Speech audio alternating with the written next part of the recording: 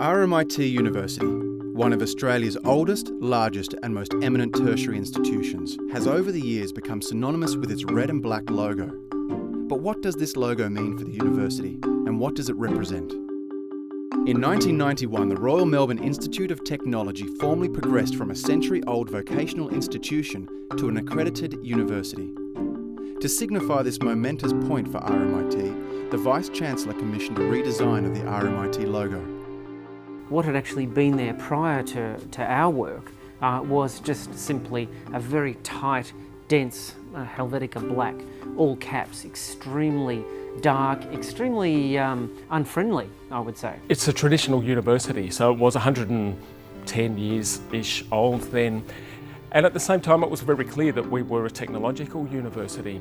So part of our initial thought was to be able to integrate this and to be able to communicate that somehow. We looked at lots of options for RMIT for the type itself in terms of different fonts. The typeface that we chose was not a huge typeface of 1990, thank God, because of course it wouldn't be around anymore.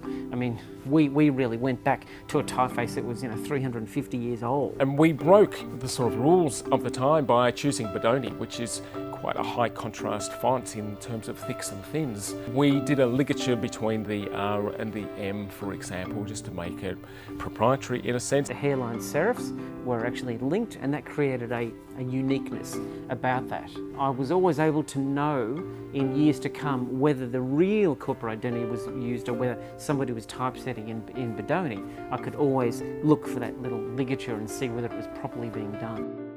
RMIT corporate identity had to indicate its heritage. It then also had to perform this other task, which was to infer technology, infer computerization, modernization, this sort of forward thinking.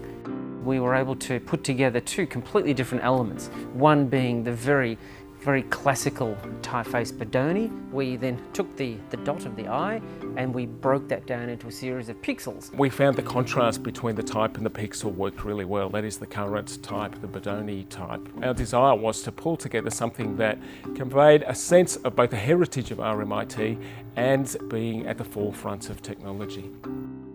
I'm very pleased that even though it's been through redesigns and like 5 years ago the signage was redone and that was great, but that in a sense that there is still the same recognition and worldwide recognition of that logo. In terms of track record, is still there and it's well recognised in our key markets. For example, Malaysia, Singapore, very well recognised there. I can't help but feel very paternal about the RMIT corporate identity. And I have to say, I do get this great whiz, this real joy when I walk down the street and I look up as I'm approaching RMIT and I look up at that logo up in that building and then I think, well, I made that.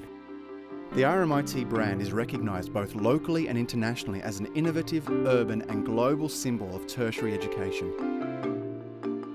In 2008, RMIT underwent a brand refresh which transformed the university's medley of visual perspectives into one look and one voice, characterised by the red wedge and hero shot. Yet even as the university's brand has evolved, the pixel has remained a relevant part of RMIT's identity and is a testament to its designers.